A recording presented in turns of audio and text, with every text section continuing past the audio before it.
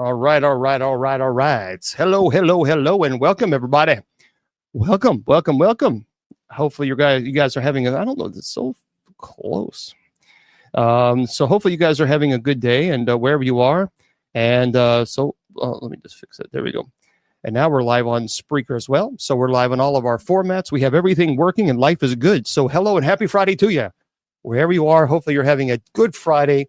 And hopefully you have something good, fun planned for this weekend too. I tell you what, we'll talk a lot about why the white eyeshadow. Well, Honey Bunny, I don't have eyeshadow, but I appreciate you pointing out. So apparently I have eyeshadow on Mr. Producer. Well, Honey Bunny, I'm not calling anybody Honey Bunny. Literally, I'm not. Someone's name is Honey Bunny. So Honey Bunny. I don't wear white, what was it, eyeshadow? I just don't do that. But that's okay if you want to. Hey, if I have no problem. If somebody wants to wear eyeshadow, that's, you know what, you rock it out. You rock it out. But no, I don't have eyeshadow. And to be honest, I don't even know what eyeshadow is. Mr. Producer, what is eyeshadow? Do you know what eyeshadow is? Mr. Producer probably, he has no idea. He has no clue. Although I think Mr. Producer was probably a goth kid. I think he was a goth kid back in the day. Back when he was younger. I guarantee you he was a oh no. He was a metalhead. I see. Okay, all right. So wait a minute, Mr. Producer. If you were a metalhead, you know what color on your eyelids? Well, why would you put color on your eyelids?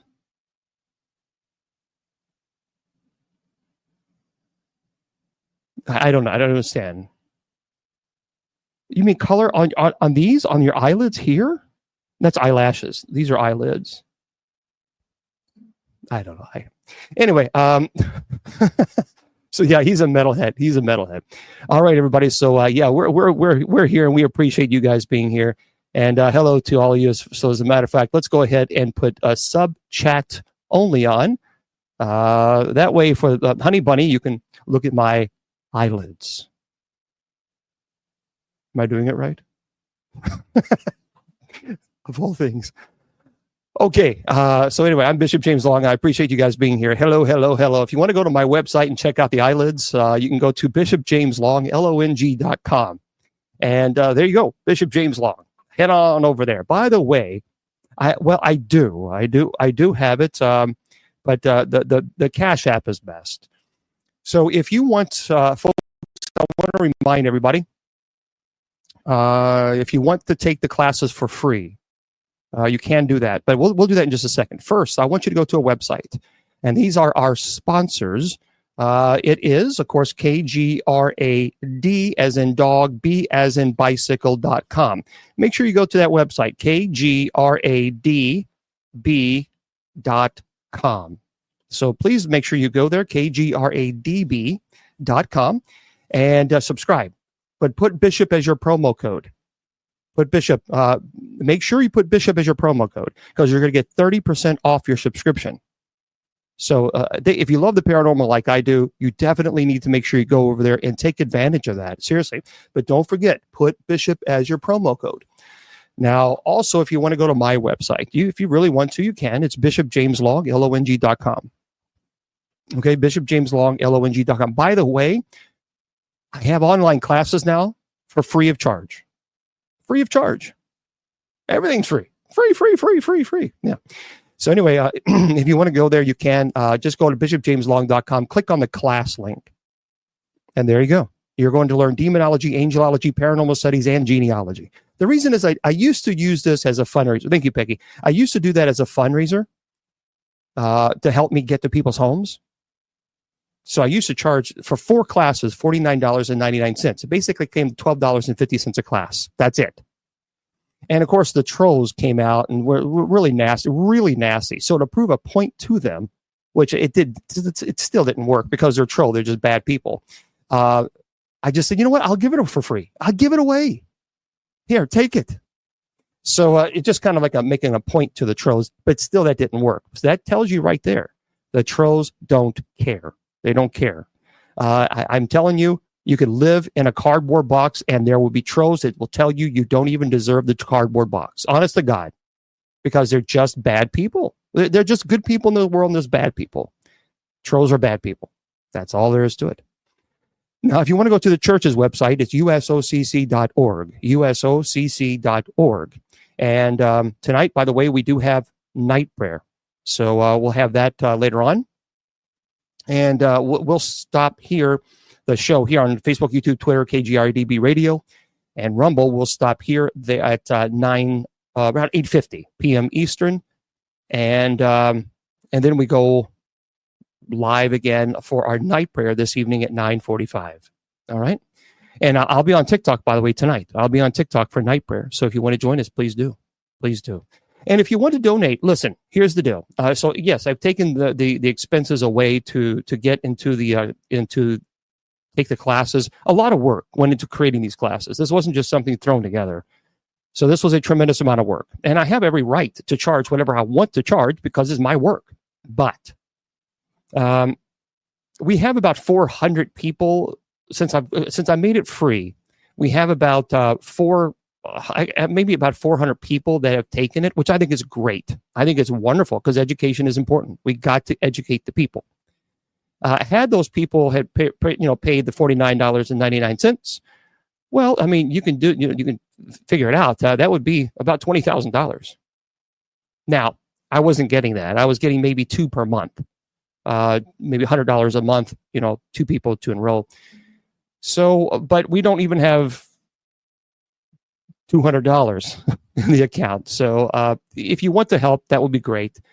People keep telling me over and over and over, oh, Bishop Long, you should never charge going to people's homes. And I agree. I should never charge. But at the same time, somebody's got to pay for it. So if you want to help out, that would be wonderful. The best way is Cash App. And that's $, Bishop James Long. Make sure it's all the same one. And I'll put it up there. Oh, by the way, I need to do this. I wasn't going to do this while I was doing a live show, but I might open it up now. For Christmas, I have been thinking about opening up the store again for Christmas because people have been asking me, can you please open it up for Christmas so we can get people Christmas presents, which is nice. That's very nice, and it's kind that people actually think that my gifts would be a Christmas present. That's nice. So I am going to do that. I'm going to open it up, and I'm going to open up the store back just for it won't be long. So, and I'll bless every item. So if you buy the items, I will bless them, and so I'll make sure I do that for you guys. So, matter of fact, I'm going to let me see how page settings. Maybe I don't know. There we go. So now it is up. Let me save it and publish it, and that way it's up there. So you can just go to bishopjameslong.com and you can click on the store link. There it is. So I will be I'll bless the items for you for free. You're not buying blessed items. That would be simony. So we don't do that. That's a big no-no. And wait a minute, it's telling me I got to. What do you mean I have to sign in? See, I don't know what I'm doing. That's the thing with this. No, you don't want to sign in. Hold on. Show and footer. No, it's not a private page there. All right, there. Now I got to publish it. Sorry, I'm naturally blind. Bear with me. Because I want to do this now. Because if I don't, then I won't remember. And then people are going to say, oh my gosh, Bishop Long, where's the store? Why? There it is. Now it's open. Now it's open. There it is. There it is. Okay, so store is open. If you want to go bishopjameslong.com, click on the store link, and there you go. All right. And if you want Cash App, you can go to the $ Bishop James Long if you want to make a donation. That's fine. So I want to talk briefly about, yes, I will talk about the Mike Tyson fight later on. I know a lot of people it's a big buzz right now. It's a big buzz.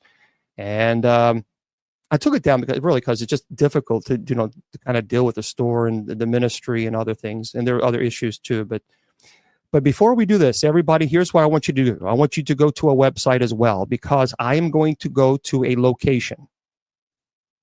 And I'm really excited about this. He is my buddy Bruce Tango. And of course, I've been trying to find time to call him, but it really is. It's not easy. And he understands. He understands. But this January the 25th, I'm going to be in New Jersey. And it's going to be at 7 p.m. Eastern Standard Time. And I'm going to be with Bruce Tango. Bruce has been on so many different shows. He's been in the paranormal field for a very long time. And we're going to do a presentation on, this talking about our demonic cases and other things as well. So if you want to go to this location, to this Saturday, January the 25th, it's at 7 p.m. Eastern Standard Time at the Clark Holiday Inn in New Jersey. Here's what you got to do. You got to go to brucetango.com. All right, brucetango.com. There it is on the website for the Facebook, YouTube, Twitter, and those folks. If you go to brucetango, TANGO.com, and if you click on where it says exorcisms, and there you go. You scroll down and you can get your tickets now. Make sure you get them because obviously seating is limited. And so if you're in the New Jersey area, well, I would imagine, Bruce, is it near Newark? I think I saw Bruce in here. I think it's because it's not far from Newark International Airport. It's at the Clark Holiday Inn in New Jersey. So I saw Bruce in here. So Bruce, if you're in here, if you're still in here, let us know what part of New Jersey, because I think it's in Newark, New Jersey, in that area. So anyway, that's where it's going to be. So there you are, Clark Holiday Inn. And but it's okay. So yep, it's in Newark. It's in 20 minutes away. So there it is, Clark Holiday Inn. But make sure you go to Bruce Tango, TANGO.com. And I'm also going to make a video on TikTok to remind people about this. It's going to be pretty intense. You know, Bruce has been on so many shows, and he's been in the field for a long, long time. And I'm telling you, we're going to have I'm really looking forward to it, and so is he. And so there we are. And he has a fantastic son. Yeah, no, he does. Yeah, I've met his son several times, and he's just a class act. I mean, he's a class act guy. And what I like also, he's a retired police officer. Bruce is. And he's been on TAPS. He's been on Sci-Fi Channel as well.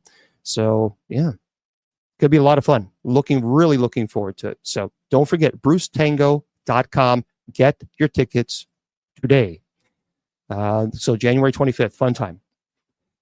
Yeah, I'm aware that the Mike Tyson fight is tonight with Jake Paul, I believe. I remember Mike Tyson back in the heydays. I remember the 90s, and I remember watching it, and I also remember people spending a lot of money for these pay-per-views, and it was sad because you really probably many times you got maybe one round of Mike Tyson coming in and knocking people out, and it was like, well, that's it. But yeah, he's 58 years old now, and I think Jake Paul is 28 or 29. So it's a big fight tonight. I'm going to be in night prayer, so that's where I'm going to be tonight. And hopefully, if you have nothing better to do, if you're like, nope, I don't care about this fight, spend time with us in the night prayer, and we'd love to have you guys. So again, night prayers tonight at 10 p.m. Eastern Standard Time. All right. Yeah, right. A lot of people didn't buy pay-per-view because he would. I mean, it was like one round. I remember the old Iron Mike Tyson, and it was literally one round. That was all you got. And it was like, really? That's it? Come on. But that was Iron Mike. Well, of course, he's also getting paid $20 million too. So, that's a pretty substantial amount of money. And so there we go. All right. Let's go into our presentation. Tonight, we're going to talk about a very, very serious topic. And I want to first say this. For some people, this may be a triggering presentation. So I'm letting everybody know this now. It is a very serious topic. And because of TikTok rules and regulations, I have to say certain words like unaliving instead of using the S word. You're not allowed to say that on TikTok. So there's a lot of things you can't say on TikTok. So unaliving. So if you are having thoughts of thinking that life is not worth living anymore, you're incorrect. You're incorrect. Life is worth living, and we definitely need you. And you're precious. You're special, no matter who you are, no matter what you're going through in life. So if you are having issues and you're thinking, having dark thoughts, I want you to. There's a text, or you can call. Either one. You can text or call, and it's 988. And so it's a crisis lifeline. It is free. And you can text 988 or you can call 988. Either way, help is there. Okay, so just please understand that unaliving, I had a friend. This was, I'd say, about 10 years ago or so. And he was a friend. He was a great man. He was a great guy, loved by a lot of people in the paranormal field. And there were some personal things that he struggled with, and he chose to unalive. And that was tough. That was very, very tough. So no matter what you're going through, no matter what you're going through, yeah, that's in the United States. There's hotlines everywhere in pretty much every country. Just to know that you're special, that you're needed. And I know I know what health, like for example, health issues. I get it. When you're so overwhelmed with health, hello there, Willie. When you're so overwhelmed with health issues, you kind of think to yourself, I can't listen. I deal with cluster headaches. Just Google cluster headaches, the history of them, chronic migraines, stenosis, degenerative disc disease, arthritis in the knees, ankles, and the neck from football. I get it. I understand it. I get it. So I understand pain. I understand body hurting. I get that too. But you just know that you're needed, and you're necessary. Well, thank you, Maria, and you're needed here, and I'm glad that you are here, Maria. I'm glad that all of you are here. So let's talk about this topic, and this is why I have to make sure you guys understand this, because this topic is a very sensitive topic to discuss, and it is the Aokigahara forest. The Aokigahara forest in Japan is probably one of the most haunted locations in the world. There's a lot of people who go to this location because of its history. So one thing that I want to do is I want to teach you about the history of this forest and why this forest is allegedly so haunted. And not only is it so haunted, but why do people choose to go to that location to unalive themselves? And this is why I wanted to make sure you guys understood, the first part. Yeah, that's right. That's good. Oh, that's beautiful.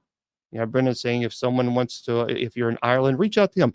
Reach out to anybody. There's no, there's nothing that we can't help you with. We can help you with each other. All right. So, an alarming number of Japanese citizens have taken a dark pilgrimage to the Aokigahara forest. It's more commonly known as Japan's unaliving forest.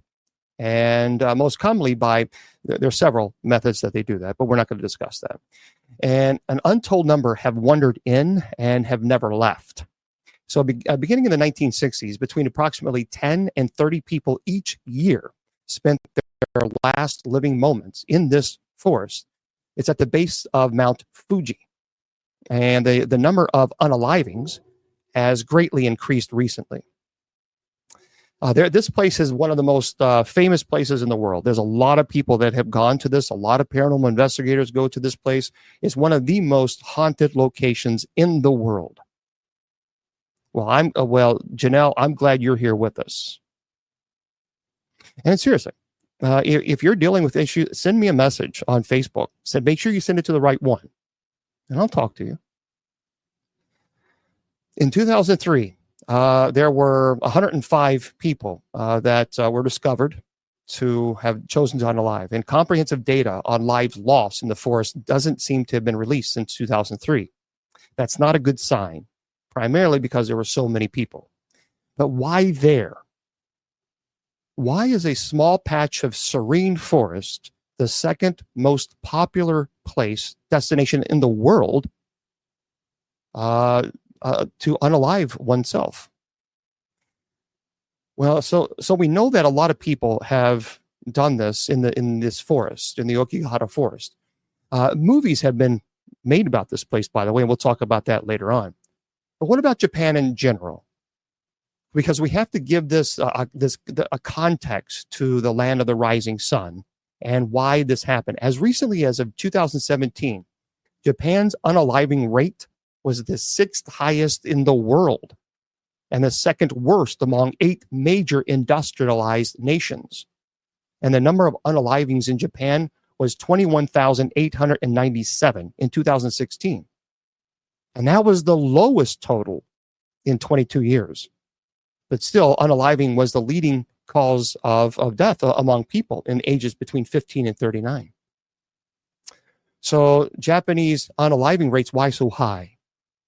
Well, let's talk about this. And this is why, for my presentation, I don't believe in just doing oogie boogie scary stuff. I like to also educate, because it's important to understand why this place, the Aokigahara forest, why, number one, it is one of the most haunted places in the world, and why that place historically is seen for the place to go to unfortunately make this terrible decision.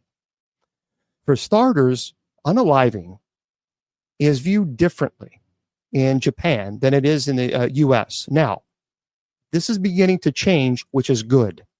But remember, there's cultural reasons. So Yoshinori Cho, it was the director of psychiatry department of Tikoyo University. It's in Kawasaki. Explains how, while in America, unaliving is almost always culturally viewed as shameful or something you shouldn't do, it can be seen as an honorable way in Japan, thanks to Japan's samurai tradition. Okay, so we have to talk about there's a term called seppuku. So first of all, samurai, or seppuku, in the Western world, it's the ancient samurai act of ceremonial unaliving. And this was actually first recorded in 1180. So the samurai lived in a very strict code that was based on the old hardcore phrase, death before dishonor. So the samurai culture developed in the 12th and 13th centuries, distinct from the culture of the rest of the imperial Japan. They became these groups of warrior monks in a way. And in the samurai were bound by the code of Bushido. That means to unalive themselves rather than bring dishonor to themselves or their families. So if captured by the enemy was imminent, they would commit seppuku rather than be taken. And obviously, if they did this, that was seen as honorable. And if they had brought dishonor on themselves in a number of ways, done something unforgivable by the code, they would commit seppuku. So in 1945, after their defeat in World War II, many Japanese military officials and civilians, they chose to voluntarily commit seppuku out of resolute sense of pride and honor that refused to bend to the enemy. Okay, so again, this is why it's important to understand this. And here's how the ritual would begin. If time allowed and their enemy wasn't kicking in the doors and about to capture them. So prior to the event, the samurai would write a poem, a goodbye poem, because it was felt that the person facing imminent death was believed to have special insight into the nature of death and the value of life. And then a large white cushion would be placed, and witnesses would arrange themselves directly to one side. And the samurai, wearing a white kimono, would kneel on the pillow in a formal style. And behind and to the left of the samurai knelt his assistants. So a servant would place a wooden table before the samurai, which would contain wine, cup, a sheaf of washi. And washi is like a paper handmade from mulberry bark. and writing utensils, as well as the a kozuko, which is a blade. And although the samurai would be allowed to use his or her own sword if they choose, well, his primarily. And before committing seppuku, a samurai would write a poem, a death poem, which was considered important as a person facing, obviously imminent, that was believed to have special insight into the nature of death and the value of life. So the poem should be graceful and natural, usually in the theme of transient emotions. Okay. And again, this is why it's important to understand the history, because I don't believe in just talking about scary, ghostly apparitions without explaining the history of why people go to this location. And that's important, because education is important. Even mentioning the samurai's impending death in the poem would be considered poor form and even uncouth. And this was also important for the samurai, as the poem would serve as a written glimpse into his nobility of character and how he wished to be remembered after he had passed away. So according to tradition, when he felt ready, the samurai would then loosen the folds of his kimono, obviously exposing the stomach, and then he would take the knife and with one hand, and obviously mentally preparing himself, you understand what he would do. And I'm not going to go into details, because if I do, then I'll get banned on TikTok. So most samurai did not have to endure a lot of the agony, as the assistant would end very quickly as soon as the pain began. So they would use this in the stomach. And I thought, well, why the stomach?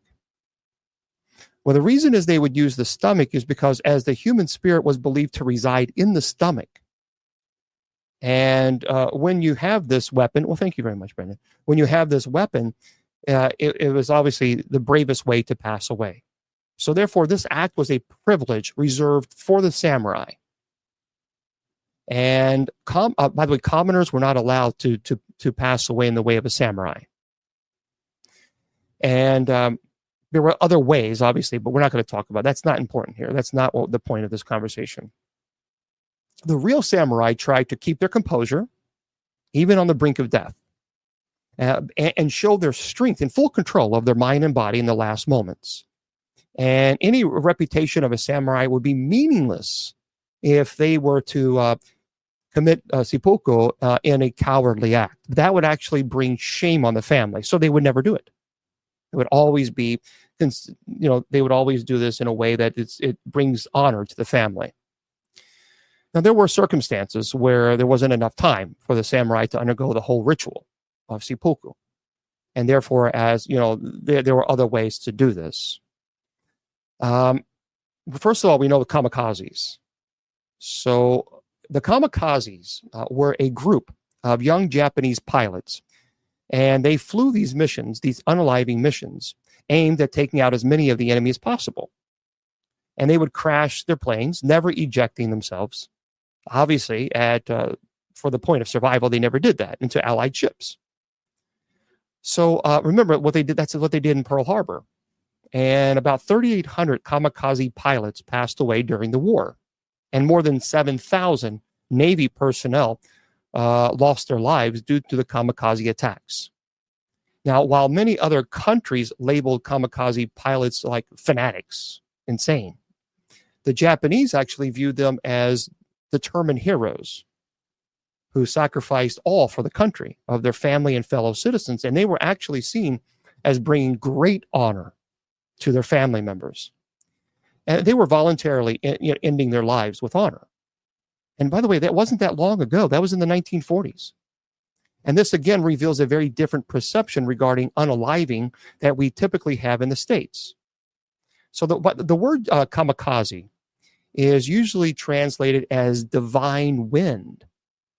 And they literally train themselves to unalive themselves in battle. So, but I wondered, when I certainly read about history, the World War II, I wonder what did they believe awaited them on the other side of death?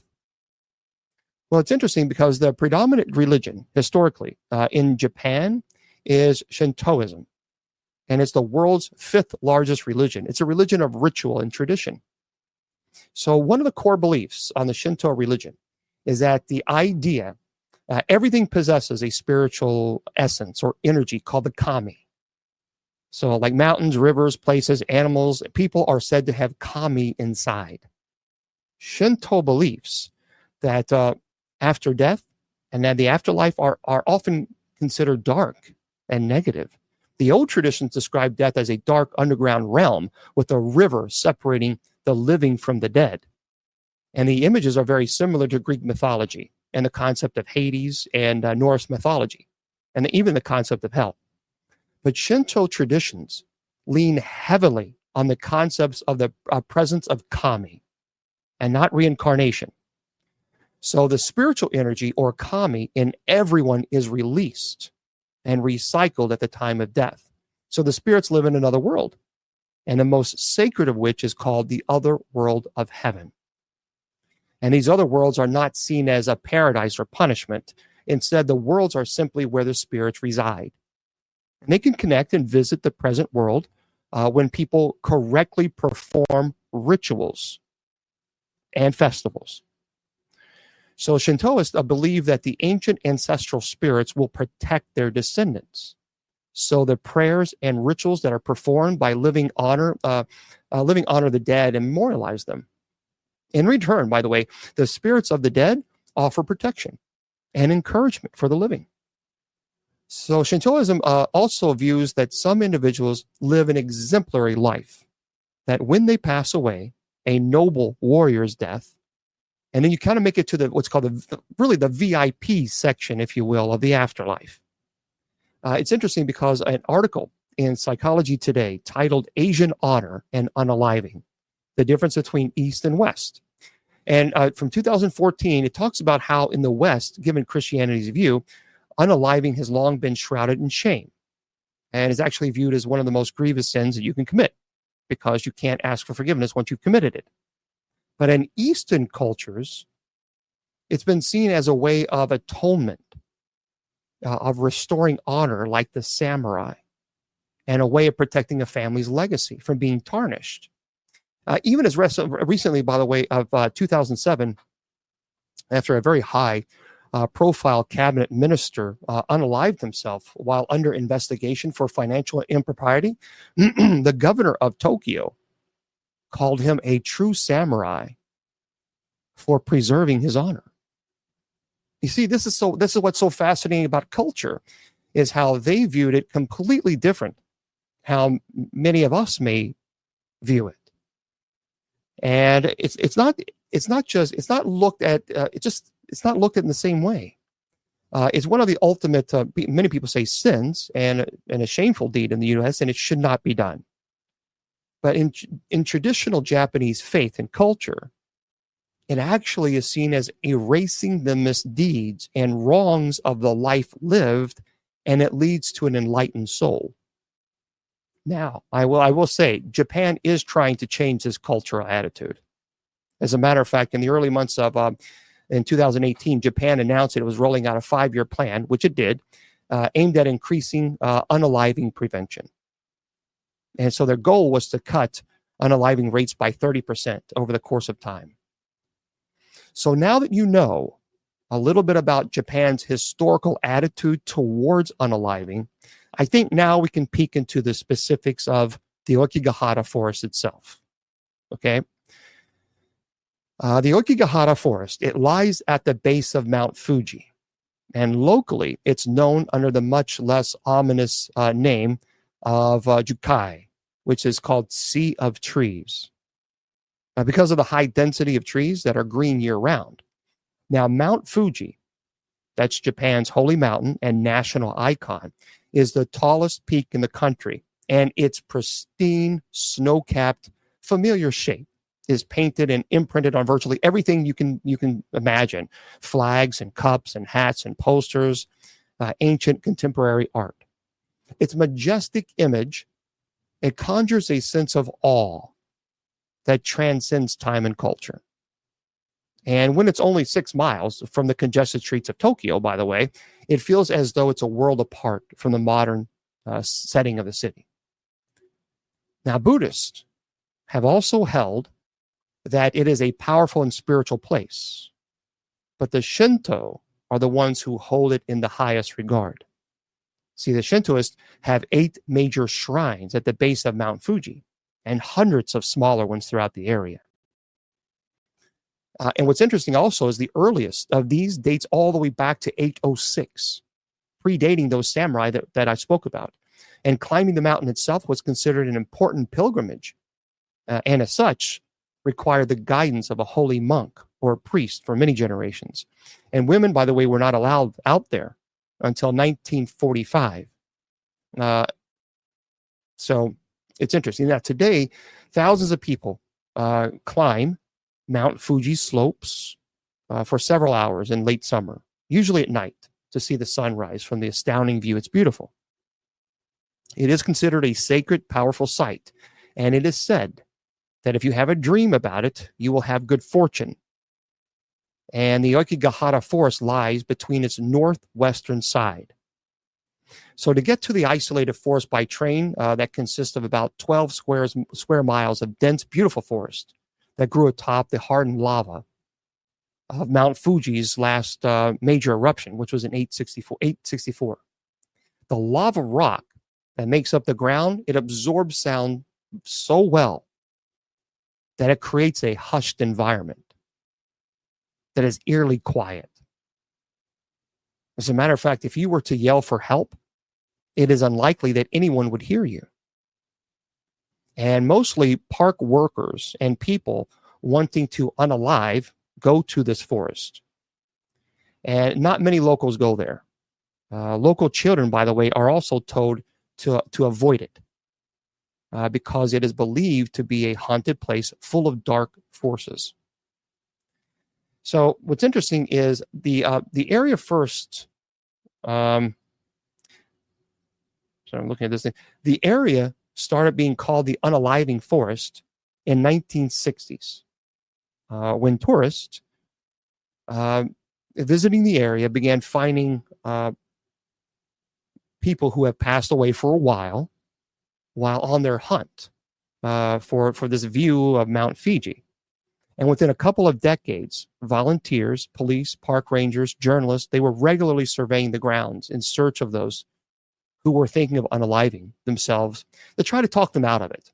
And also to find if there was any remains of individuals who made their final decision. Now, if you go to the forest for any reason, when you get there, you're going to find the forest has a small paved parking lot that too often has one or several abandoned cars. And hundreds of cars have pulled into that lot with their owners only to eventually leave without them. And a trail leads from the lot into the forest, and there's a sign along the trail that says, "Your life is a precious gift from your parents. Please think about your parents, siblings, and children. Talk about your troubles." So it's in Japanese. And it proceeds to advise you to contact the Unaliving Prevention Association. But if you press on and journey into the breathtaking greenery of the cypress, the hemlock, the pine trees, you may find some of its natural inhabitants. There are animals there, but it's a bit unlikely. People say that there are no animals there. That's not true. Actually, Asian black bear, bats, mice, deer, boar, fox, rabbit, squirrels, birds, they quietly share the environment. And when the sun is up in the forest, sometimes you'll hear the quiet chatter of the birds, but it's deathly silent in the dark. And occasional, flowers and mushrooms can be found amongst the ferns and the moss-covered rocks on the forest floor. Now, tree roots and fallen limbs snake through the undergrowth over and around the rocks and small caverns and create a creeping sense of entanglement. And the first kilometer or so of hiking, which takes you closer to the mountain itself, is littered with remnants of other hikers, despite constant keep-up of officials working there. So there's a lot of stuff that people leave behind, trash, which they should not do. And I'm not talking about people who unalive themselves, just people who hike. But the trail itself is mostly clean. here's what's kind of sad about the forest. And I've spoken to a couple of people who've actually been there, and I asked them about this. There are a lot of ribbons and ropes that are left tied to trees from previous visitors who marked their way back to the trail. And there are small pieces of garbage. Sometimes there's cut credit cards, pillboxes, occasional broken phone. And the reason that the reason that they had string on trees is they would wrap the string around a tree on from the trail, and they would walk into the forest. The forest is very disorienting. So if you're not careful, you can really lose your way, especially when you get into the forest, because there's just no way of knowing where, the trail is because it's so easy to get disoriented. What happens is when people who go there with dark thoughts, they will put a string around the tree. Those are usually people who are going back and forth, who are struggling with this. A person who has made the decision doesn't put string on the tree. So what they'll do is they'll tie the string around the tree and they'll walk into the forest, because if they change their mind, and hopefully they do, they're able to find their way back to the trail itself. So obviously there's a lot of material things, personal property that people find. The further you venture out into the forest past the caves, the more pristine the forest becomes, and also the more foreboding that it feels. And if you choose to ignore all suggestions and venture off the path, it is so easy to get lost there, because it all starts to look the same. And so you'd have no idea where you came from, where you started, because while you think, well, I think that's where I came from, it all looks almost identical.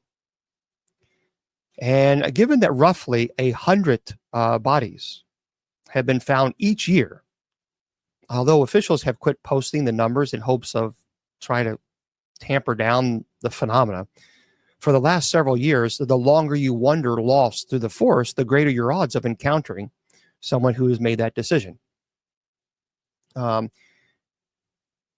There's people who have unalived themselves in many different ways, unfortunately. And a lot of times people will bring tents there, and you can find a tent. And the rangers who have done interviews said that usually it's still a good sign, because usually people who have tents haven't made a decision, that they're thinking about it. And when they find them, they try to find the person and talk to them and say, hey, look, come on, you don't need to do this, because, by the way, camping there is not allowed. So you're not allowed to. And there have been some cases where people have decided to drink too much alcohol. And it is believed that because of the alcohol and the disorientation, that a person fell. They have found people who have fallen and who have broken their legs and couldn't get out. And so ultimately several people have passed away that way. It's very disorienting. It's not a place you run. You can't run into the forest because it's not flat terrain. So it's very, very, if you go off of the path, it is very easy to twist your ankle, break your leg. It's really easy to do. So I was told by a friend of mine that went there once. They say that's one place you don't go there. Even during the daylight, it's really dangerous because it's slippery. And you can easily fall into a crevice that's 3 or 4 feet deep. And that would be it.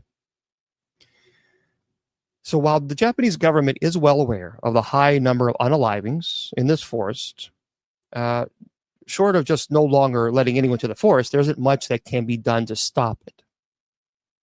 Now, I did watch several years ago, I watched a short 20-minute Vice documentary on this forest, where a cameraman follows the nature guard Asusa Hayona on a walk through some of the grounds. And Hayona is a geologist who works in the forest as an environmental protector, and he regularly goes on patrol, sometimes finding people as well, in search of, corpse, or to talk people down, say, hey, don't do this. And he lived in the area for about 30 years, has personally found quite a few individuals who have decided to unalive in 20 years. And Hayona claims that as many of the local rangers do, that he can likely guess who is coming for a nature hike, who is coming with indecision and doubt, and who is coming but never to leave. Well, thank you for subscribing. I appreciate that. So those who enter the forest, who are contemplating unaliving but haven't yet made their mind, often bring a tent, as I mentioned. They use a rope or a ribbon to mark their way back to the trail as they venture off to a secluded park of the wood to contemplate their fate. And their informal marker, they're everywhere in the forest, everywhere. And sometimes you can, I've talked to a buddy of mine, and I asked him, did you see anyone there? And unfortunately, they did. And he said it affected them pretty badly. And their informal markers are everywhere. And that's the bad part about it. You can see them. You can see the ribbons constantly. So as Hayona leads in viewers on a walk through the forest, off and off the trail, he encounters an abandoned tent that appears to have been there for a few days. So Hayona hopes that they're off just walking and still deciding, but he has hope, and pointing out that if a body had been found, the tent site would have been cleaned up. So they take everything, and they if there was a body found near the tent, they remove the property. And nearby, he did find a creepy stuffed doll that was nailed upside down to a tree. And the tree wears a striped suit, and its face is ripped up pretty badly, and nails are driven through its feet and hands. It's been crucified in an inverted position. And he actually says that the doll is a sign of contempt for society, and that a curse has been driven into the tree with the nails. And again, this is all culture. A short walk leads him to a wooden sign nailed to another tree, presumably by the same person, and it is a note, an unaliving note. And the note said, because I came here because nothing good ever happened in my life, don't look for me. And further into the patrol, Hayona finds another tent in the middle of a trail, and this one has someone inside, though. And he approaches and asks the man inside if everything is okay, and he lets him know that he's not allowed to camp there, and that he is a nature guard on patrol. The man apologizes but never leaves his tent. And Hayona asks him to take time to think and be positive. And he tells the stranger that it was nice to meet him. He shows him how to leave the park. But he's worried because he said that the guy did not look like a hiker. He wasn't dressed, for the part to hike. And shortly after this, Hayona finds a perfectly intact skeleton on the ground and shows clear disappointment and sadness. The bones there were resting inside the clothes last worn by the person. The feet are still neatly tucked into their laced boots. It's sad. The shoes were burgundy and black rubber soled hiking boots, and there's an empty water near the guy's left hand. So it looks like some guy laid on his back and took some medicine and went to sleep. And so that obviously was very emotional for him. And near the end of this documentary, Hayona comments that you think you die alone, but that's not true. And because he shows the viewers bouquets of flowers and box chocolates left in remembrance of another victim. And it's a short film, but it's impactful. And the fact that there are so many people who are unaliving in that forest, it's a virtual guarantee that you will encounter something like this by merely venturing off a trail and you find this. So, but how did this forest become such a magnet for this terrible thing? Well, this is I think more sad than the samurai. We know that unaliving is viewed differently in Japan. And we know that a lot of unalivings occur in the Aokigahara forest. But why do they occur in that particular forest? I mean, why that? Why about all the locations in a country plagued by this? Why is it Aokigahara forest the location choice? Well, it is beautiful. It's a beautiful place. It's potentially tranquil, natural wonder. But remember, it's called the Black Sea of Trees. And the answer may lie in a pair of books. The first being in 1960, called The Black Sea of Trees by Seiko Matsumoto. And you can actually read that, of course, on Amazon. It has not been translated in English, from my knowledge. It's about two young lovers venturing into the Aokigahara forest to unalive themselves. It's reportedly written in a romantic tone. It glorifies the protagonist's actions. And in addition to this book, that may be the reason that people began to unalive themselves in that forest. Another book that's published in 1993 may also be the reason the amount of unalivings have spiked in more recent years. It is called the Complete Unaliving Manual by Wataru Tsurumi, which is terrible because it lists of all the options on how to do this. And that's sad. It's a very controversial book, and it should be. But unfortunately, there were many books found along the bodies at the scene with this book. The author of the book claims that he opposes the societal pressure of people who unalive themselves, and he lists the Aokigahara forest as, and he says this in the book, the perfect place to die. And many copies of the books have been found there. Matter of fact, in 2006, it sold millions of copies. And it's pretty sad. So when the authorities are tightening the control and surveillance of individuals, you have to speak out even more loudly that we can choose whatever we want to live our lives, he says. So, I mean, can we blame this book specifically? Can literature have such a dramatic impact? Well, the rate of unaliving within the forest did increase significantly after the publication of both these works. And the unalivings may well have been, committed regardless. Or did the books maybe just add to an already existing supernatural paranormal explanation as to why so many pass away? First of all, let's start off talking about the ubaste. Okay, it's called ubaste. And ubaste, legend has it, that in times of hardship, families would take, and this is terrible, but this is true, this is historical. So legend has it that in times of hardship, families would take their elderly, their sick, otherwise ailing family members to the forest and abandon them, leaving them on their own. It's actually translated as granny dumping. And it was the practice of poor citizens bringing their senile elders to the mountaintops because they could no longer afford their care. So when families were starving due to famine and drought, difficult choices had to be made to ensure the survival of some rather than all those within the home perishing in slow, agonizing starvation. So an elder would be chosen from the family or volunteer on their own to alleviate the hunger of the others by eliminating one mouth to feed. So yeah, you can do it's ubaste, Ubasute, ubaste.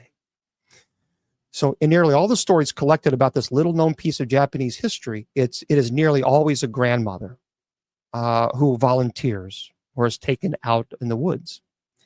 And in various versions of the tale, a son carries the elderly woman on his back into the forest. She marks his way home by leaving sticks or twigs on the ground for him to follow back. The son would then leave her in some isolated area on or near the mountain, and she would wait until death came. And according to a 2017 Business Insider article, not only will this definitely happen, some people argue that in some families it's making a comeback. Today's amid Japan's demographic and economic woes, a form of ubaste is happening all over again. But modern day granny dumping doesn't involve hauling seniors to the sides of mountain, but driving them to hospitals or offices of nearby charities and essentially giving them up. There was a social worker who told the Times of London that there are, quote, there are a lot of people who have a certain amount of income, but who still live in poverty and struggle terribly with relatives who can't look after themselves. And they are reluctant to ask for help because they feel it's shameful.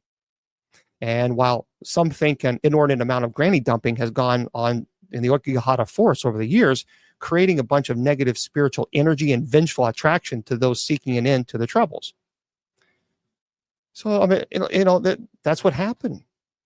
And just like the act of unaliving is looked at differently in Japanese culture than the United States and most other Western cultures, the concept of ghost is also viewed differently as well. So, for example, in 2013, Prime Minister Shinzo Abe displayed and voiced reluctance to move into his official residence because he felt a bad presence and he thought it was haunted. And actually, several of his predecessors did as well. And he wasn't mocked by the citizens at all. In fact, people basically thought, well, if it's haunted, then you should not live there. So they supported it. And while a lot of Japanese citizens have no problem at all believing in ghosts, they don't think all of them are very nice. This is where we're going into the eery. The eery is very interesting. Eerys are known as vengeful ghosts. Spiritualists in Japan firmly believe that the forest is haunted by eery. Those are vengeful spirits of the dead, and it is thought that the trees themselves have soaked in the malevolent energy produced by the countless unalivings and traumatic deaths that have transpired in the forest. Now, the eery are believed to be a particular type of ghost that has long been held as real in Japanese culture. The belief is that eery come from people who died under duress, extreme sadness, or anger, were often the victims of unaliving. And they're the most dangerous of all ghosts. And they're believed to usually, but not always, be women, as traditional Japanese culture views women as being more emotional and therefore more capable of producing the extreme emotions required for the creation of these spirits. The eery, they are terrifyingly strong, capable of immense harm. And even more, they cannot be banished or exorcised. They can only be temporarily calmed according to Japanese culture. The eery run on desire alone. And this could be anything from telling a loved one that they miss them to a desire to burn the whole world down. Whatever they want, usually related to some sort of vengeance, and they will fiercely seek it. Very much like demons, but they actually believe these are ghosts. Now, thankfully, they're believed to commonly be tied to specific objects or places, which allows people to generally avoid them. A lot of Japanese spiritualists believe that the unaliving forest, the Aokigahara forest, is basically a forest full of eerys.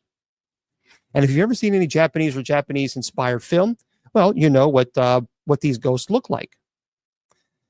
Very much like the Grudge. The eery are pale women, usually dressed in a simple white dress of sorts. They have long, dark hair, often covering their faces and obscuring their identity. They move oddly and erratically. That's where the Grudge comes from. They have no ties to the physical realm and can bend whatever laws they choose, which give them the ability to move with terrifying speed, to defy gravity, to crawl along the ceiling, and they have the ability to even change shape.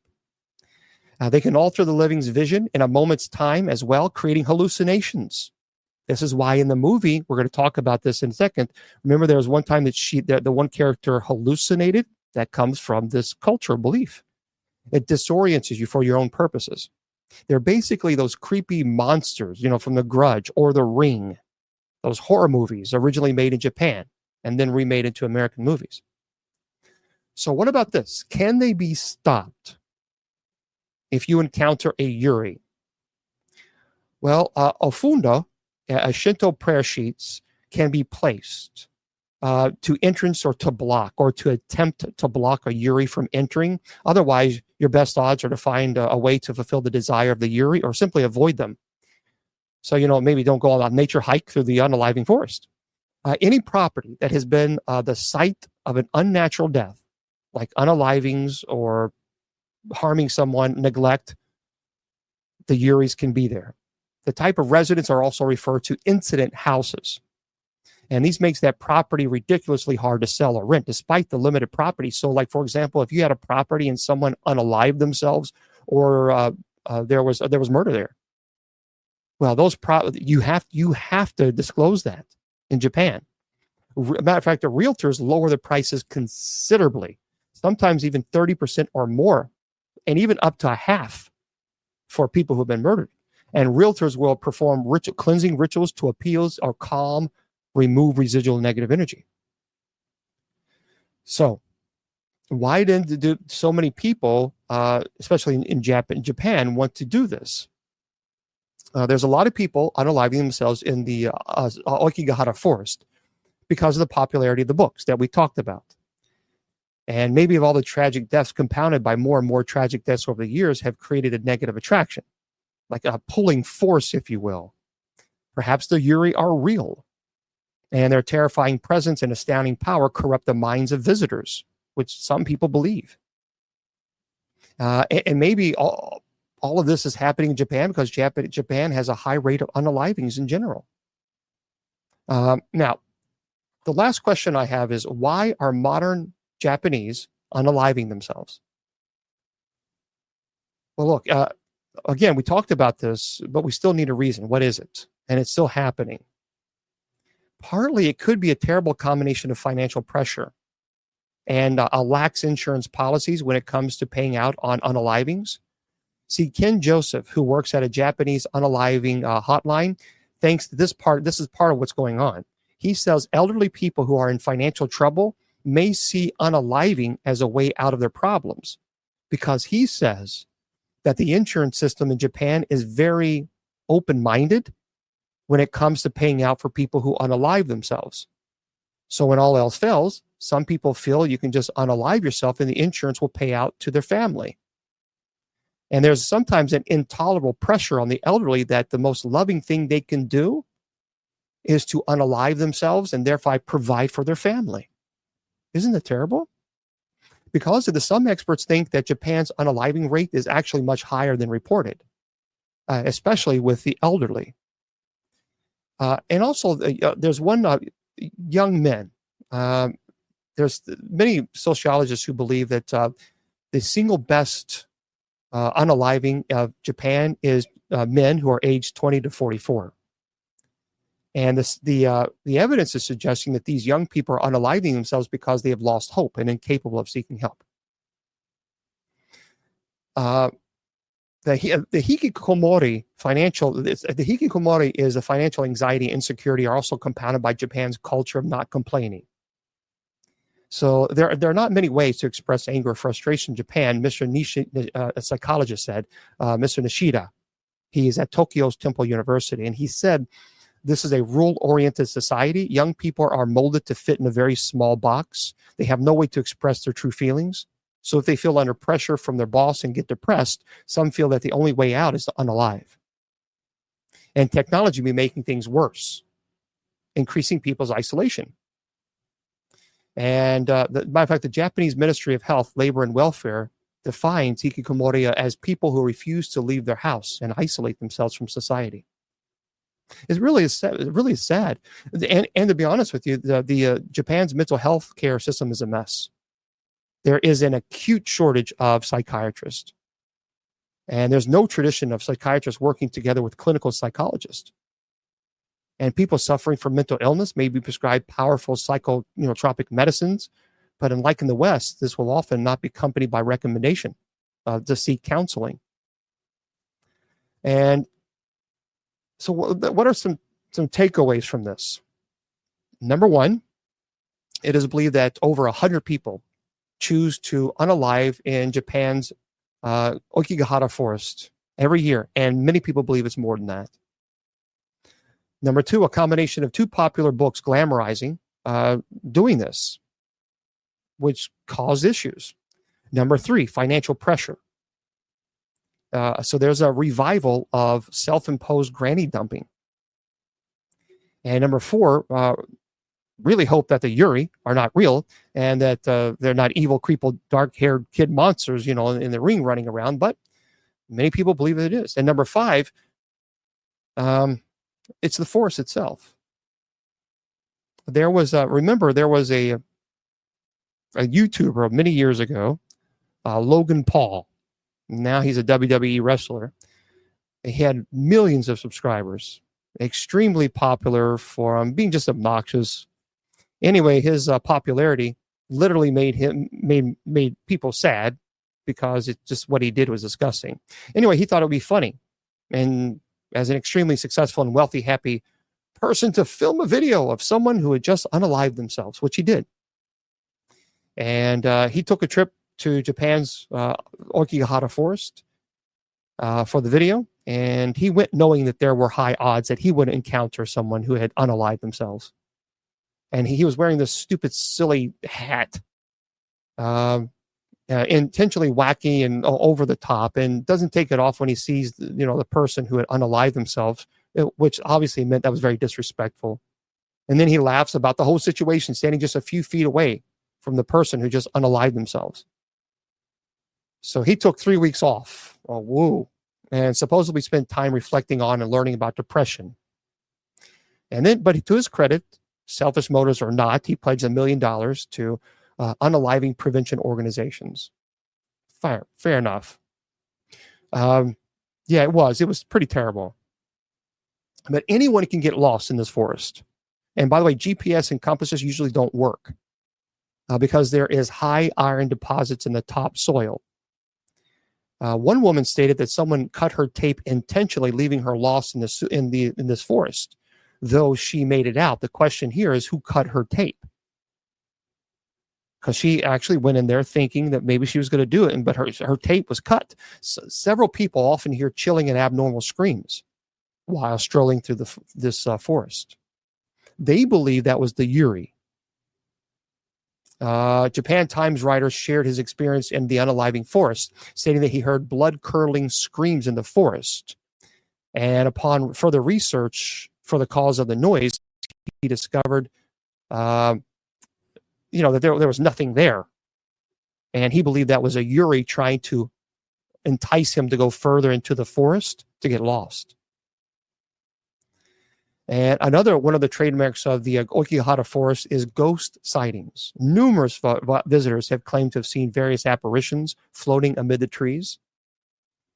And obviously, because the forest is known for its notorious unaliving attempts by the people, doesn't imply that everyone who decides to do this meets their ending. It is deemed that only those people who would pass away, who the eery spirits of Aokigahara once dead. There's a shop owner there who was interviewed by the Japan Times, who was told that he had seen various people come out of the woods after endeavoring to unalive themselves, but they failed. And one of the survivors he even saw a ghost that had items around their neck, but they were transparent.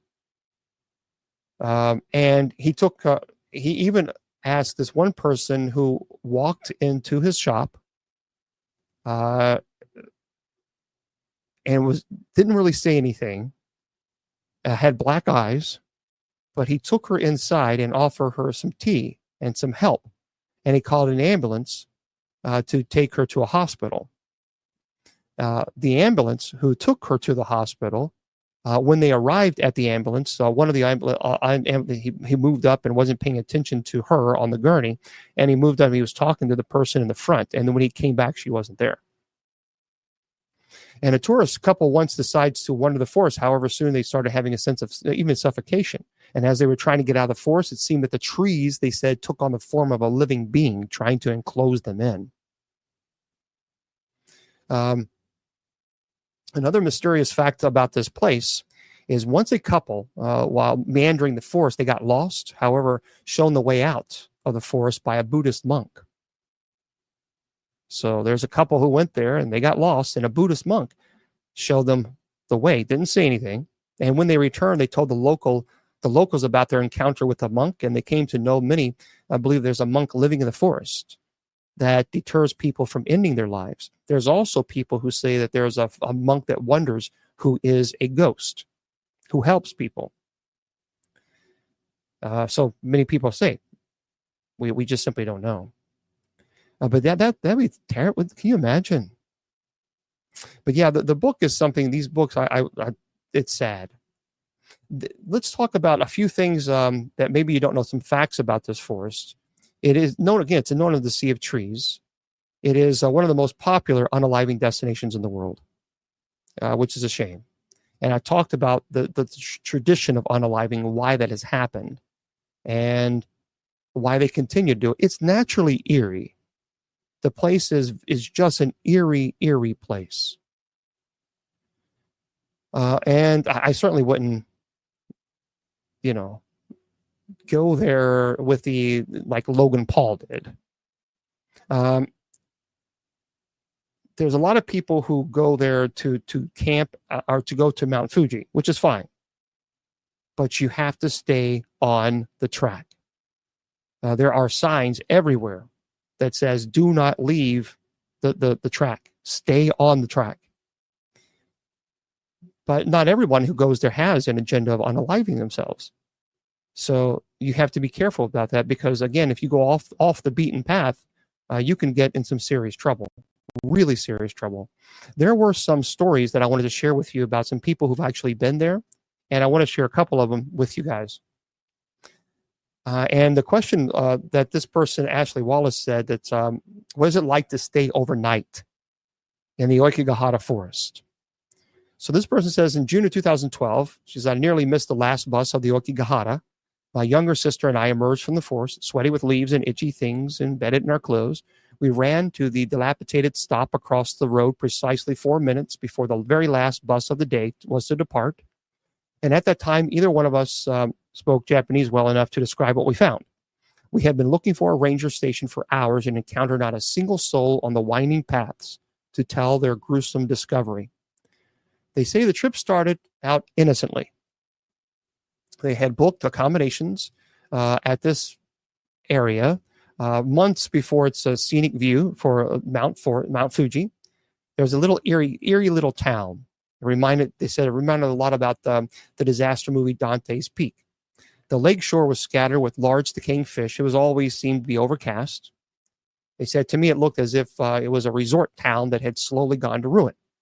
Anyway, she says, my sister, bless her morbid little heart, had done research about the Aokigahara forest bordering Lake Saiko to the west and insisted on hiking the trails. It was about a 45-minute bus ride from town.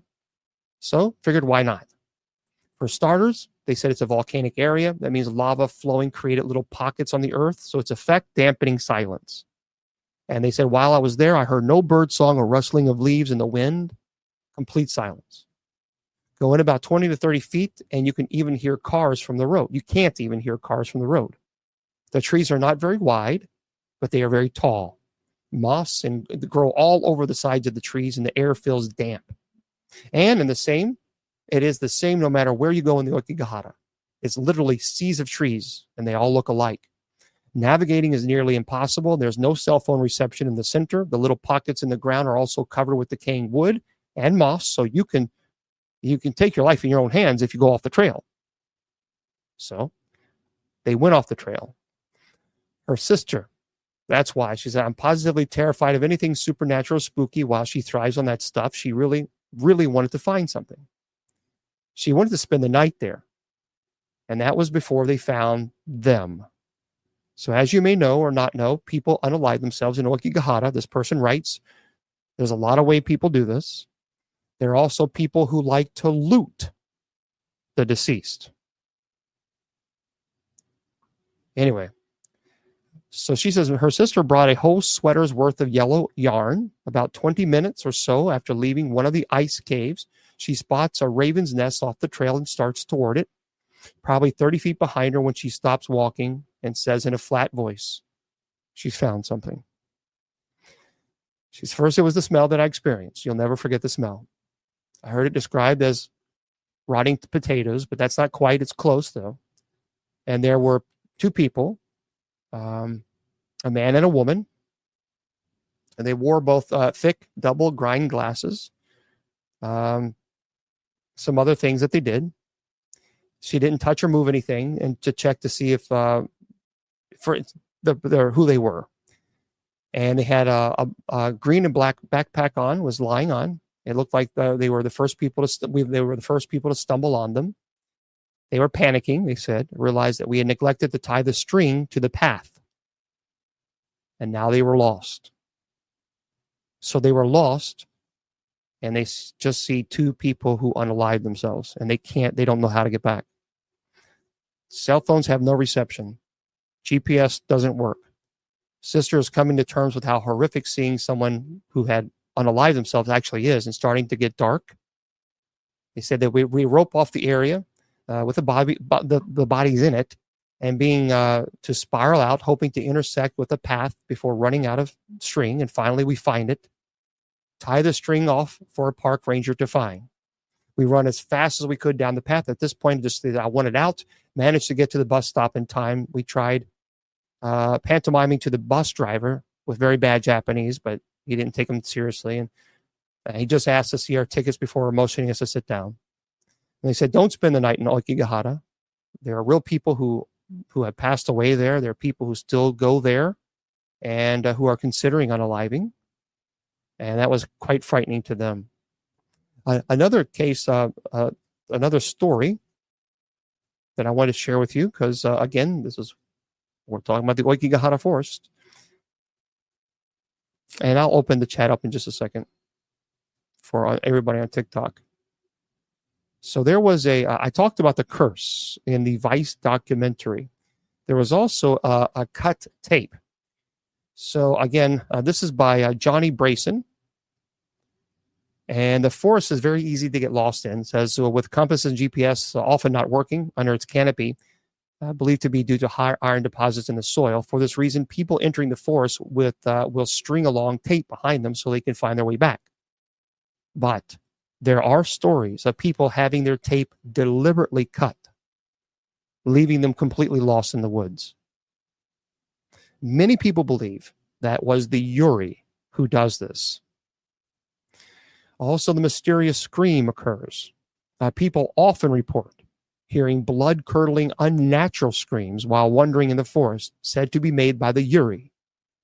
A writer told Japan Times of an incident where he heard a terrifying scream in the forest, and when he went searching for the source of the noise, he came upon a deceased person at the base of a tree, but the deceased person had been there for quite some time. At the apparition, another hallmark of the forest is that there have been supposedly literal ghost sightings, with visitors sometimes claiming to see white figures drifting between the trees.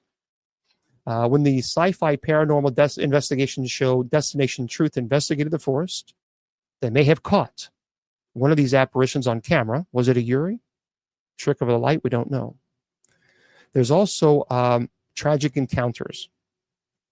Someone who enters the forest with the intent to unalive sometimes do leave. In an interview with Japan Times, Hideo Watanabe, who owns a shop at the entrance of the forest, reveals that he's seen numerous people exit the forest after attempting to unalive themselves. He's called an ambulance for people. There's another story called An Invitation from Beyond. So given its proximity to Mount Fuji, Aokigahara is considered truly one of the most religious of all places, but it's not necessarily a good thing. See, Buddhist monks have set up altars in the forest to try and combat what they say are evil spirits haunting the forest and drawing people there to unalive. And one Buddhist monk named Kiyomol was visiting the forest to set up an altar when he told the New Zealand Herald, the spirits are calling people here to unalive themselves, the spirits of the people who have unalived before. So while there are frightening stories about the Aokigahara forest, certainly isn't the type of place that you want to go camping. The friend that I know that he went to the Aokigahara forest, he had stated that they did camp. They went off the patent. They were going to purposely do that. That's what they wanted to do. They wanted to record it. They did the string. The string, thankfully, he said, was not cut. But they They went off the beaten path, which they're not supposed to do, and they went further into the forest. They set the tent up. Everything he said was fine. It was quiet.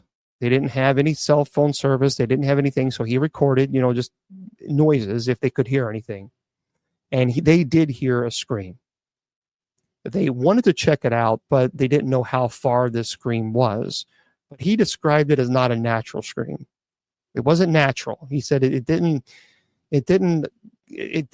come from a person. And I kept asking, what do you mean? He's like, I can't explain it. It was just unnatural, and it did not come from a person. That's what he kept saying. It did not come from a person.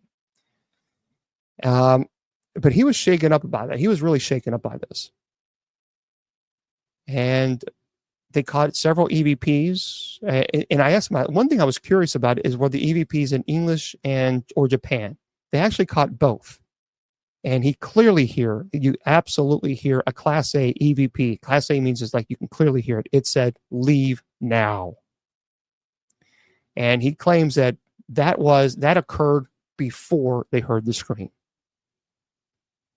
And that was the only thing that was the biggest thing. I don't want to say only thing as if that's, diminishing it. I mean, that would be terrifying anyway. But it was Class A EVP. It was in English. Leave now. And that's when this blood curdling scream, and he couldn't describe it. And it could have been an animal. He said, no. He said, this was not an animal. He said it sounded human, but it was distorted, really unnatural, such a high pitch that no human being could do it unless maybe Mariah Carey or something like that. But it was blood curdling. And he won't ever go back, ever. As a matter of fact, even when I talked to him about this, he was really uncomfortable, even discussing. So it certainly changed his perspective on things. He was the type of person that liked to go to whatever. It doesn't matter. The scarier, the better. Matter of fact, it scared him so much that he doesn't do a lot of paranormal investigating anymore because it frightened him that much. And that's a pretty frightening story. But this is what happens in this forest. It is a beautiful forest, but it's also a forest that is quite frightening. And it's something that should be avoided. And remember that these are real people that have chosen to unalive themselves. So there's a couple movies. There is The Forest, which I've seen, and that was in 2016. For those of you who don't know, at first I didn't like it because I didn't know a whole lot about the Aokigahara forest. But as I've learned more and more about it, especially about the eerys and how they entice you to visit, then I'm like, okay, this makes sense. And even when there's a part in the scene I will just say at the end of the movie, towards the end of the movie, there was a scene where she's hallucinating. She had the main character had a traumatic event in her life, and the eery at that point caused a hallucination. And because of that hallucination, it caused her to do something terrible. And so, but I'm not going to. For those of you who don't know, I'm not going to tell you what happened. If you have not seen it, it's called The Forest. It's an hour and 30 minutes long, but just remember the eery. So if you watch it, the eery is very important to understand, and what it means and what the cultural belief is. When you understand that, then you're like, okay, I get it. There's another movie called Sea of Trees. Sea of Trees is a more, I think, not so much of a frightening movie, eerie. It's more so of a, it's more emotional, I think, than it is a boo, scary kind of story. You know what I mean? I think that's the best way to put it. Have you guys, have anyone seen that, The Sea of Trees? But it's pretty intense. I mean, it's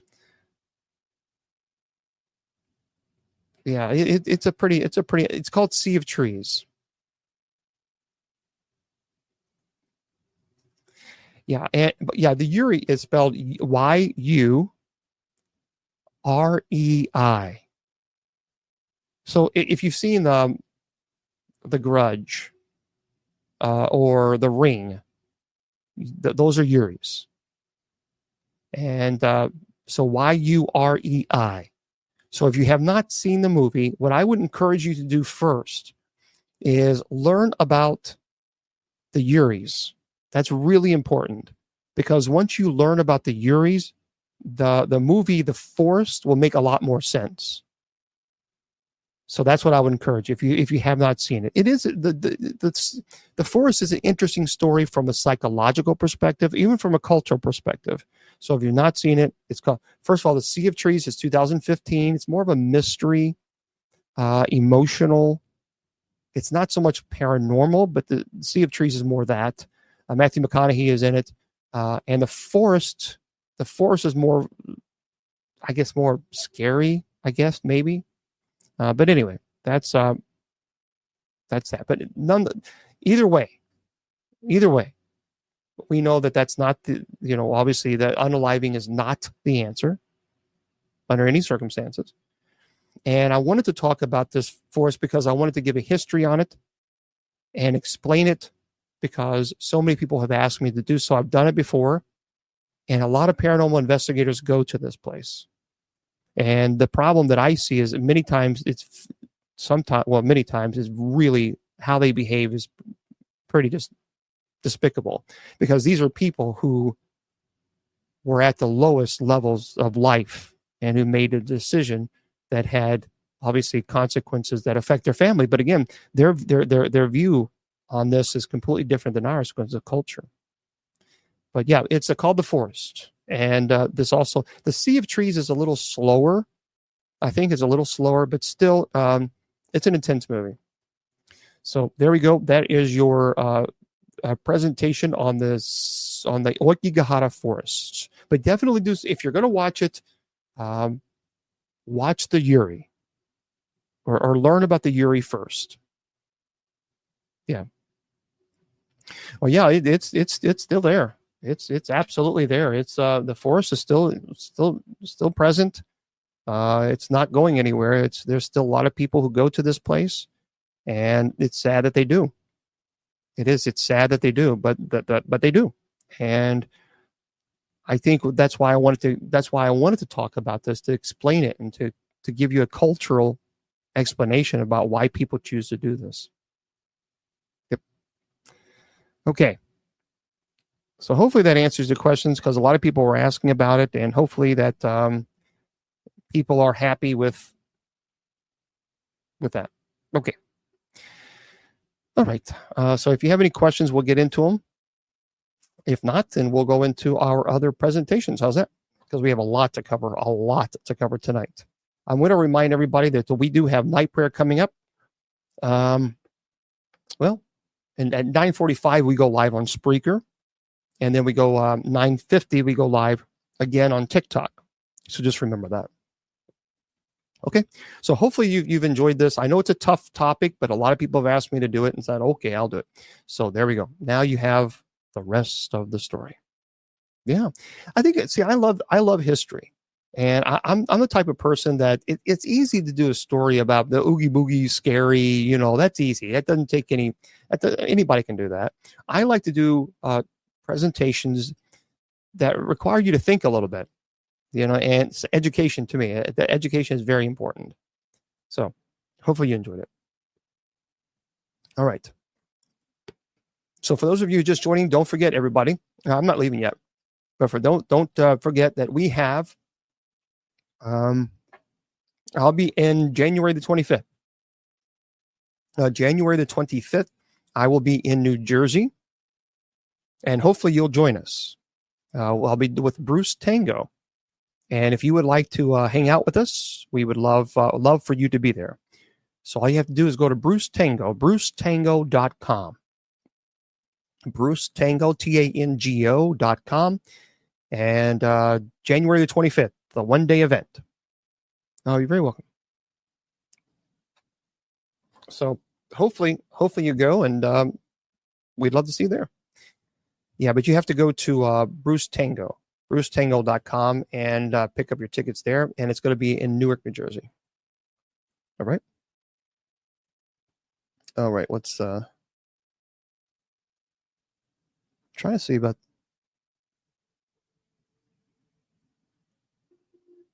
Yeah, I'm looking at the royalty free. These are royalty free Facebook and YouTube. You have to make sure they understand that. Okay. There we go. Royalty free music. Let's get into some topics, some articles that I want to share with you guys. BruceTango.com. Don't forget, BruceTango.com. Okay. I tell you what, guys, this is something is happening here with this. I think it is. Maybe I'm wrong, but I think something is happening with this UFO stuff. Because it's becoming, I don't know. I don't know what's going on. It's intriguing, isn't it? Yeah. Yeah. One should never unalive themselves. Never. Because that's not the answer. So no. And if one is, then speak to me. Well, sometimes three knocks. When I was with Zach many years ago on the Bobby Mackey's episodes, he came to the church and I told him he was having scratches of threes and he was having other issues. I was telling him, well, that's a mocking of the Trinity. And of course, then everybody was saying, oh my gosh, I have mockings of the Trinity. That's. I was like, no, there's other things that he had going on that clearly was, okay, there's something going on here. But listen to this. Yeah, it's a beautiful statue, isn't it? Good old St. Michael. For those who can't see it.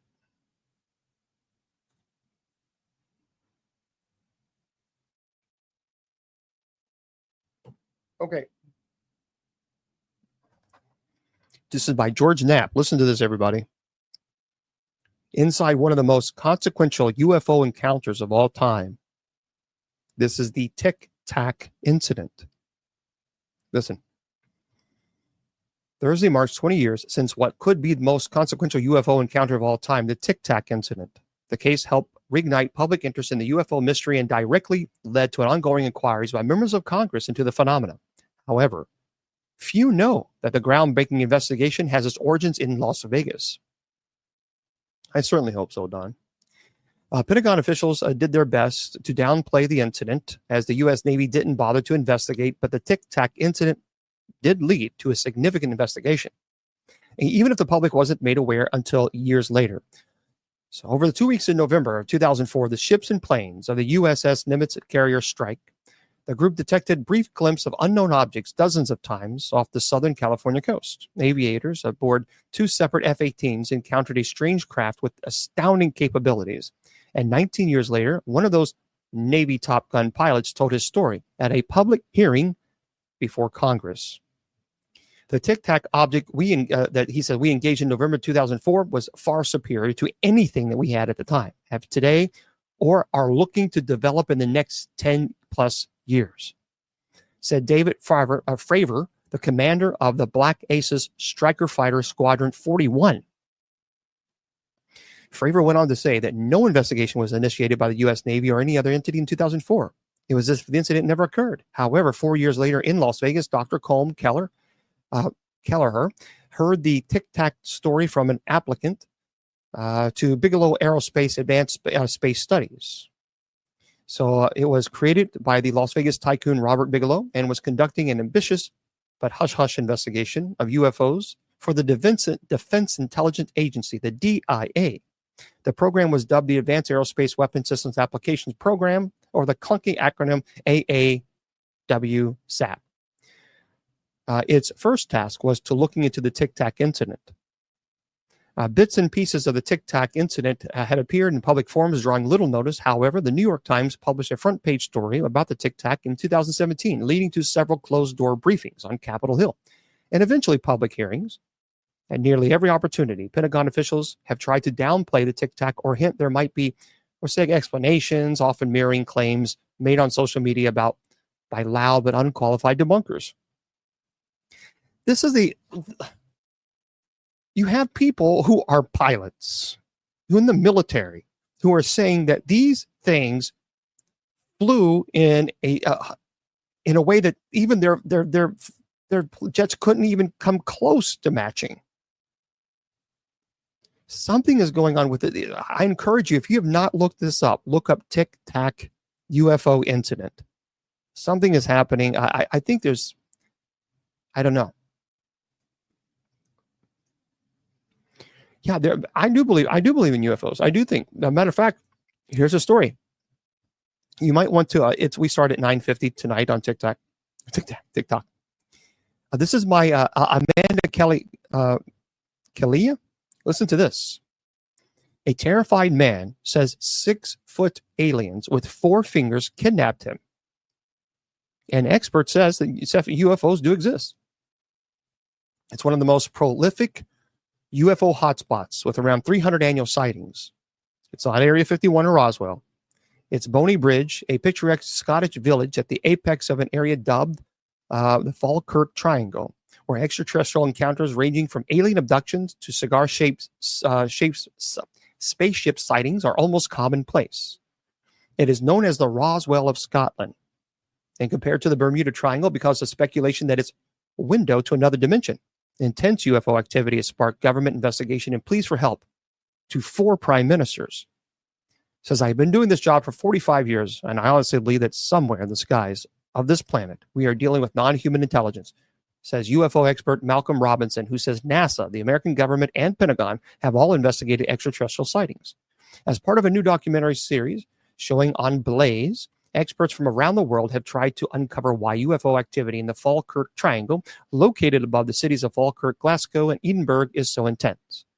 A terrifying encounter in 1992 saw friends Gary Wood and Colin Wright claim that they were taken prisoner by extraterrestrials in a flying saucer as they drove towards Tarbrax, a South Lanarkshire village, to deliver a satellite TV system to a pal.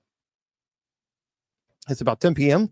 when they spotted a block object in the sky above them. It had no lights. It was round at the bottom, had 3 parts, and was 30 foot wide. The friends blacked out for what they believed 10 to 15 seconds, coming to with their car facing in the opposite direction. Checking the time, they'd almost lost an hour. Secret Government X-Files contain a 2-page report on what became known as the A-70 incident. Sent to the Ministry of Defense, UFO desk in 1996, 4 years after the encounter. Yep. Headline, Unexplained Aerial Sighting. It's based on evidence published by Mr. Wood, then a 33-year-old ambulance technician from Edinburgh. Malcolm Robinson says, days after the incident, both men found scars on their bodies that weren't there before. Their wives refused to believe them. Their colleagues at work refused to believe them. And after looking up paranormal experiences in the local library, they found Malcolm, who suggested they had hypnosis. Astonishing results. Speaking in 1996, Gary said, I saw 3 creatures coming toward my car. I felt intense pain, like an electric shock. Then I was in some room. I saw these things like wee men moving about, doing something to me. I could only see up. And then this 6-foot creature approached. It was like a white gray in color with large head and dark eyes with a long, slender neck, very slim shoulders and waist. And they were either ribs or folds of skin on its body. The arms were like ours, but there were 4 very long fingers.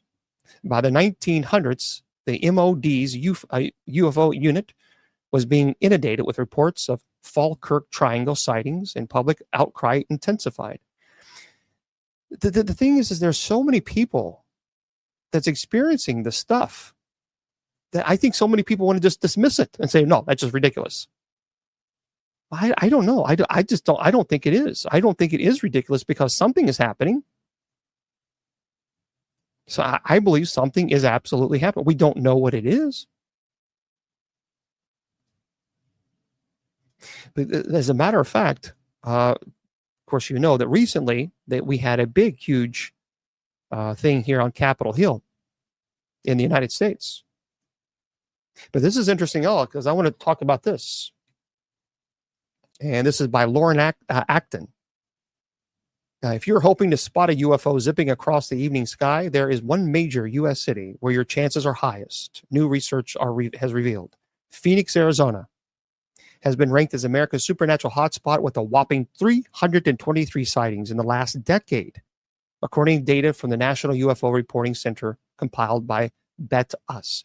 Here's the deal. We just recently had a hearing on Capitol Hill, and these are people who were in the military, high-ranking retired military officers. And one of them, as a matter of fact, testified that they know for a fact that we have, they use all these fancy words, but we have spaceships, and there were biological agents, aka bodies, in those spacecraft that were non-human. They have nothing to gain by lying. And how many of you believe? How many of you see? Did you see it? But let me know if you saw that. It was a UFO. It was Capitol Hill. It was the hearings. But it's pretty interesting.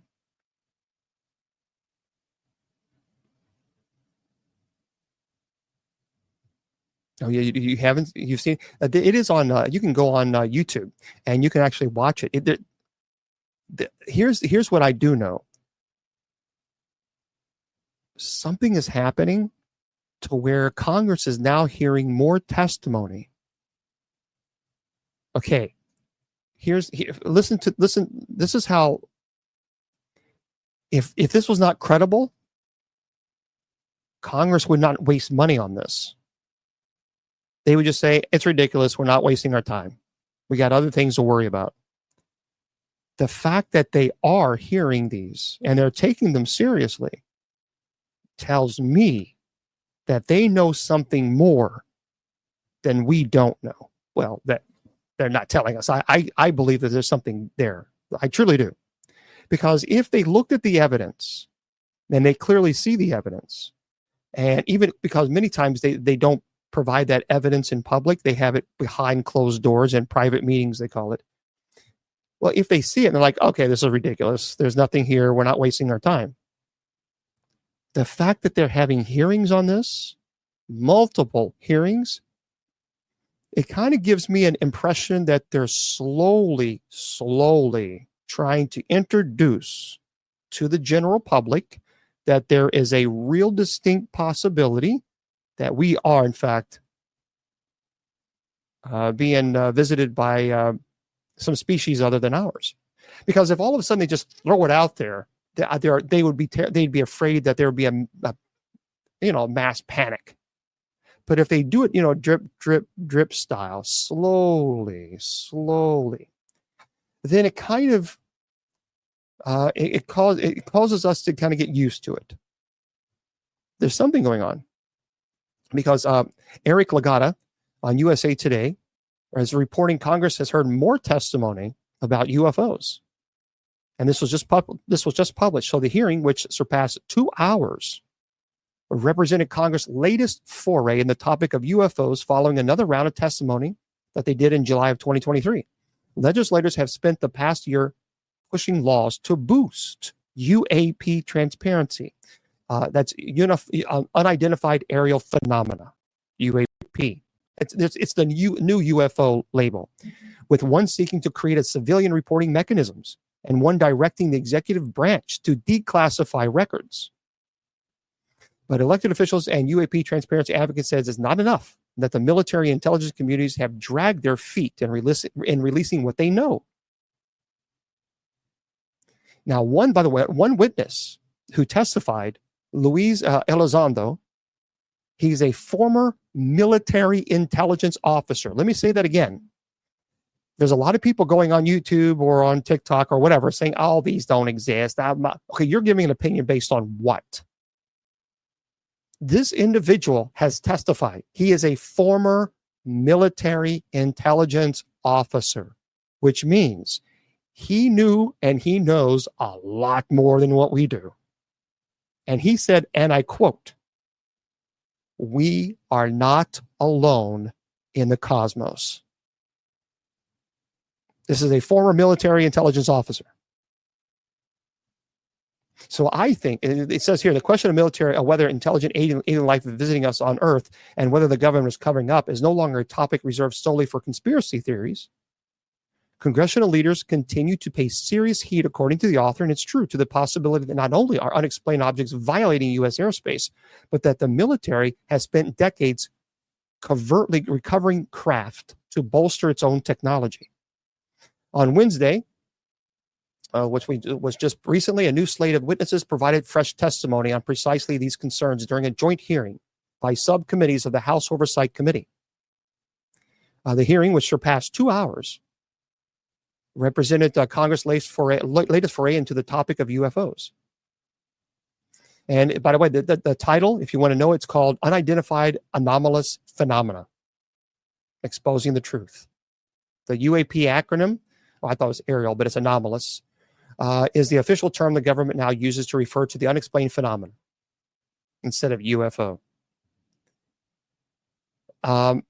In her opening remarks, Nancy Mace, a Republican, South Carolina, laid out just why another hearing was needed: to call upon the transparency from the executive branch and intelligence agencies that long have been guarded about classified UFO information.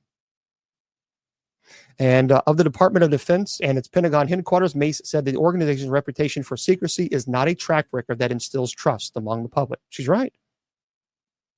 I mean, it's time to, we need to start speaking about this. But there were professionals. There was a matter of fact, a retired admiral. It's just during a training exercise that year taking place of the East Coast, Gallaudet described an email. And Gallaudet, by the way, is a retired rear admiral in the U.S. Navy. And he testified that this, he says here in an email he received when he was serving as the U.S. Navy's chief meteorologist, the email warned about multiple near midair collisions, attached and now declassified video of a UAP captured by a Navy FA-18 aircraft. So this retired rear admiral in the U.S. Navy testified it was clear that the intent of the email was to ask if anyone was aware of classified technology demonstrations taking place. But the next day, he said an email disappeared from his account. No explanations. You know what? Something is happening. Yeah, that's the thing. I mean, even the Pope said that it doesn't invalidate Christianity if these beings exist. Look, I've said it for years. I think there's something there. I absolutely think there's something there because we have the most modern technology in the world. I mean, our fighter jets are top notch, billions of dollars. And yet there are UAPs that are flying in an intelligent way where our fighters cannot keep up. Do you realize how unbelievable that is? And our Mr. Producer said the big factor is this: will higher ranking congressional members who have classification to enter a SCIF view these SAP programs, and can they ever be declassified to their level? See, I don't know. I think people are smart enough. We figured it out. There's something going on. There's something there. When you have F-18 fighter jets, when you have trained pilots who cannot keep up with these UAPs, people say, well, it's a balloon. A balloon doesn't travel faster than an F-18. Come on. So, and not only that, but these things are going in water and coming out. Something is happening. Something, and that's frightening. That's very frightening if you think about it, that the best fighter jets that we have are tracking these, whatever these things are, and we can't keep up with it. You're right. And Bill says our producer is also, there's a serious money trail that has no oversight.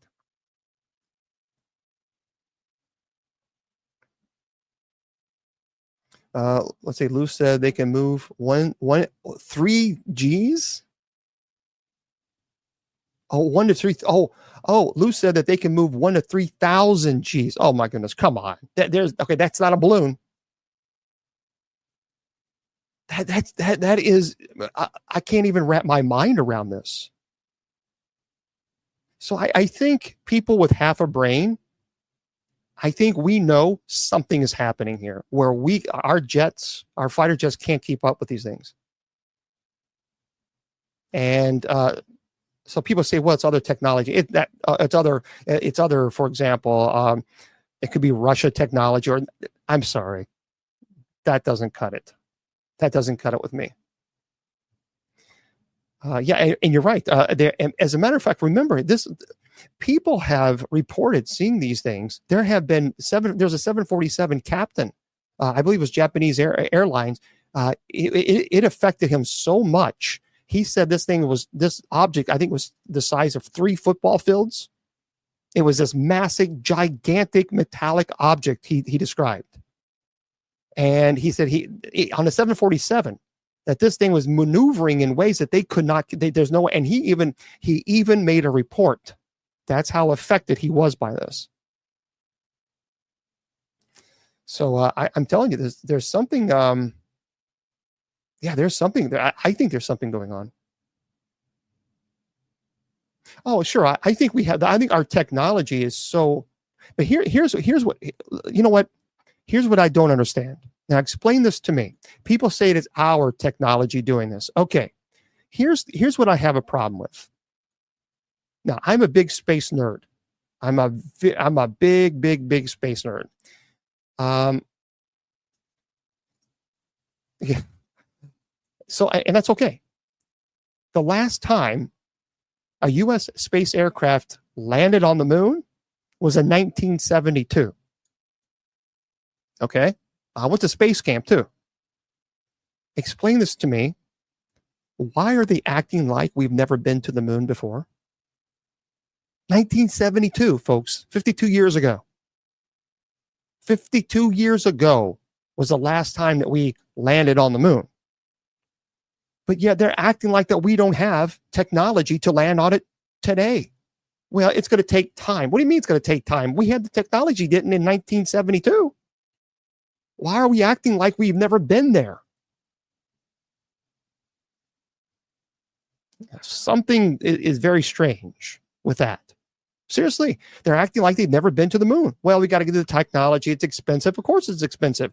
But why 52 years ago and we're acting like, well, we need more technology, updated tech. We've been there, haven't we?